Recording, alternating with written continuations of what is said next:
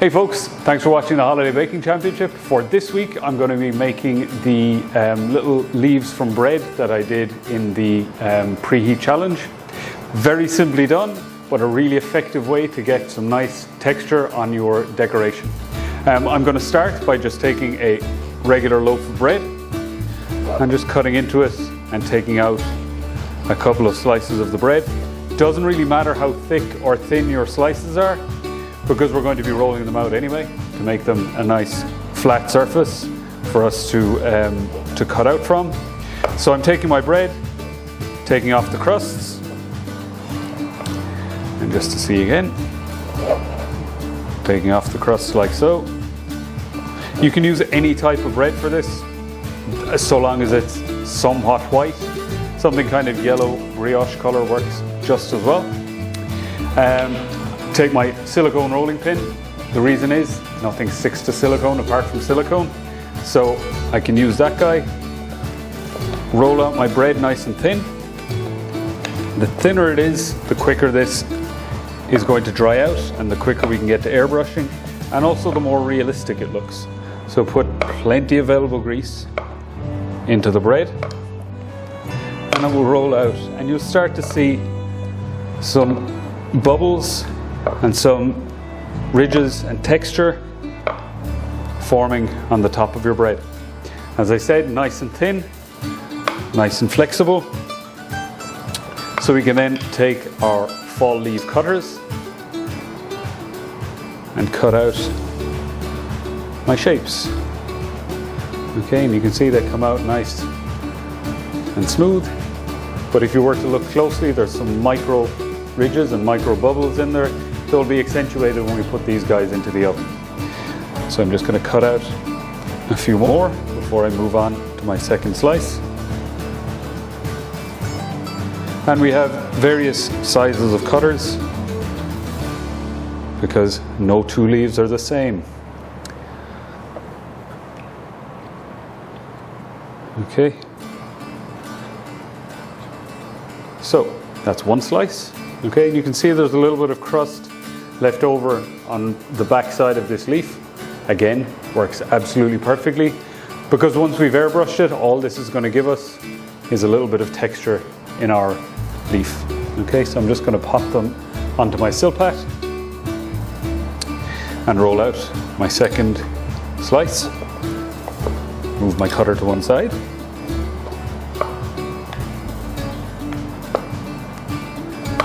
And again, get this nice and flat.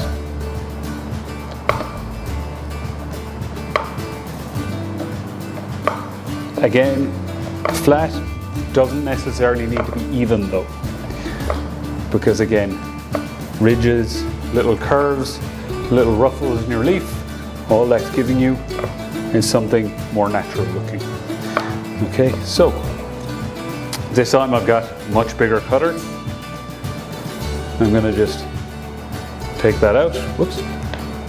Okay, cut out my leaf, much larger leaf, and go back to my smaller cutter because that's what I have the space left to do here.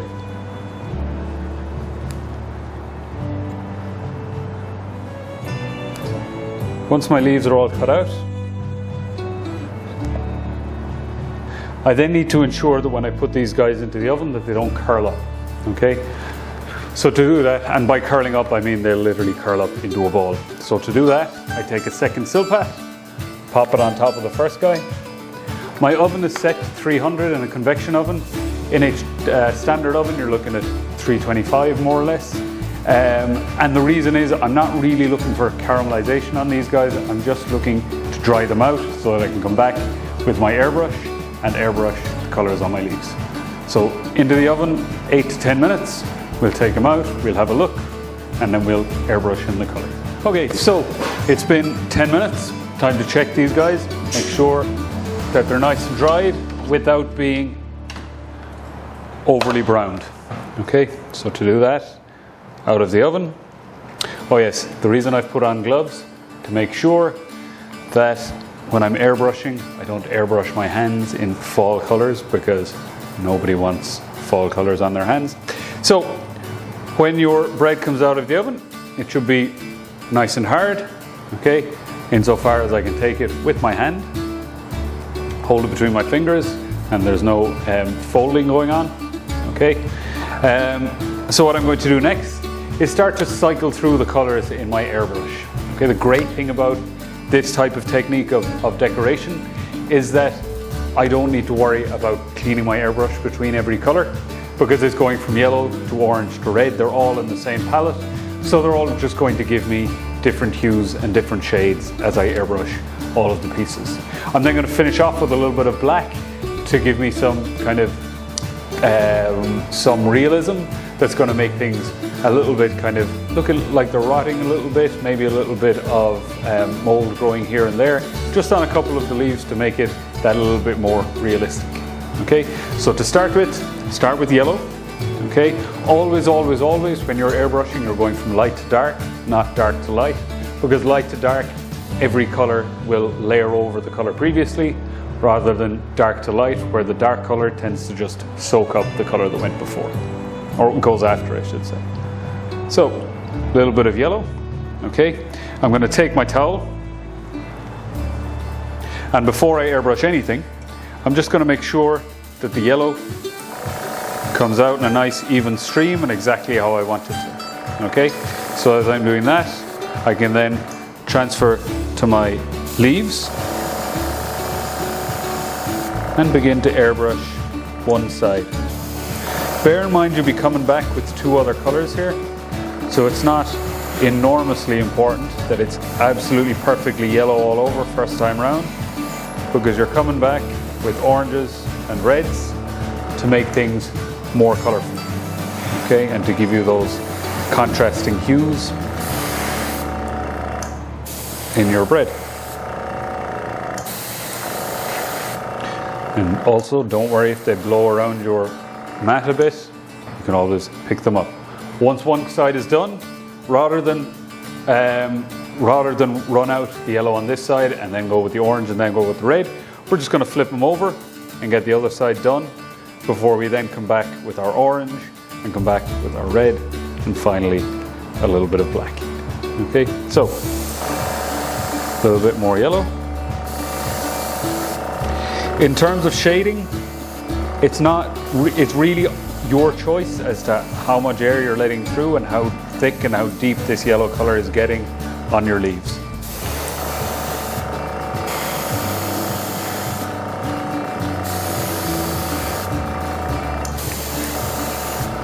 Okay, so that's my yellow done. What I'm going to do now, tap out any yellow that's left in the in the paint bucket carrier. I don't know, not actually sure what it's called. In the paint vessel. And then I'm going to switch straight into my orange, which will just give me initially a nice contrast between my orange and my yellow. And after that, we'll kind of run through to a brighter orange. So all I'm doing now, checking again on my towel, waiting for the orange hues to start coming through, which they've just started. Okay, so you can probably see in my towel the orange hues have started coming through on this part. So I'm going to go back again with my airbrush and start with the orange coloring. And all I'm looking with the orange is to kind of accentuate where I have been with the yellow, and maybe do some extra shading on other parts of the leaves. And much like your yellow, we're not worried about it being perfect. We just want to make sure that we're getting towards something that is almost fully colored.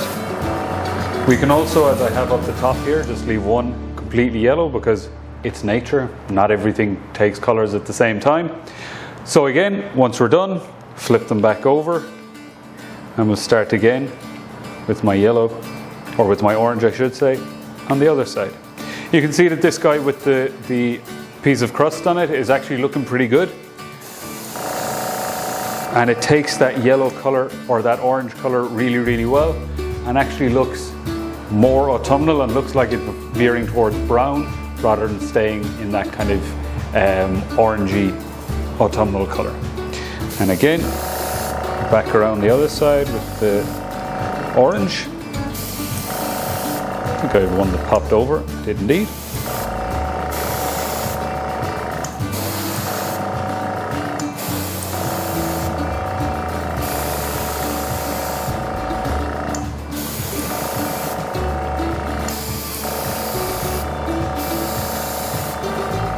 Okay, so that's 2 of my 3 colors done. And I'm now going to, again, pop my orange back in the bottle, the excess out of my paint vessel, my trademark that one, and pop in my red, which will actually finish off the kind of autumnal hues in the leaves. And I'll be able to go with my black just to accentuate the kind of agedness, or the leaves that are getting towards kind of breaking down. Okay, so again, take your towel, run through until your red starts coming through nice and strongly, and just come back and give yourself some nice red notes on your leaves. And the further away you are from the leaves, the less vibrant a color is going to be. The closer you get, the more red it gets. Okay, like so.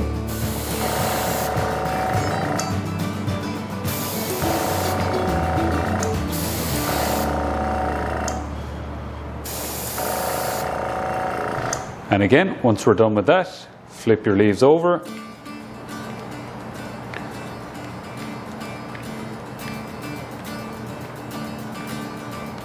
And we'll finish off the colouring on the other side.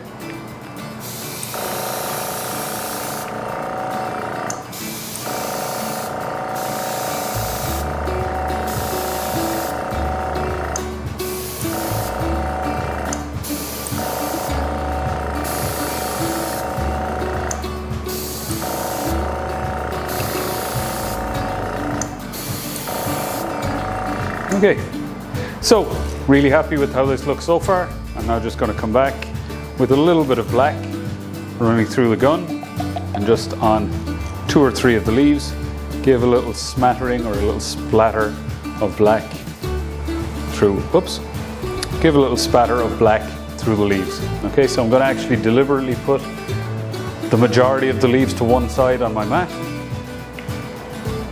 because that way I don't get, let me do say 4. That way I don't get all of them tarred with the same brush, so to speak. I'm also going to turn the pressure way down, okay? So that when everything runs through and my red is completely done and my airbrush stops, the pressure is so much less that it actually spatters out of the gun rather than makes things, there we go, spatters out of the gun rather than gives me like an airbrush kind of airspray, aerosol kind of coating. Okay, so a little bit of black in there, and then again gently just test again. Okay, I'm pretty happy with that. A little bit of black just running through, just giving me that effect of some leaves that are kind of moving past their best. Okay, and you can see the difference in effect. Just adding that little bit of black gives me between the leaves that have had the black added to them and those that haven't. Okay, so I'm just going to turn around those ones again, get the other side done, and that will be my leaf decoration done, and we move on to next week. So again, just draw through your leaf, very little pressure on your gun, very little air pressure, and you're just getting your leaves kind of, for want of a better word, they're looking kind of dirty, like they've been trampled by a boot. Okay, once that's done, your leaves are good to go. You have a nice contrast between vibrant fall colors and ones that are a little bit older and a little bit and moving a little bit towards kind of drying out and turning brown completely. Okay, cool. Thanks for joining me, guys. I will see you next week.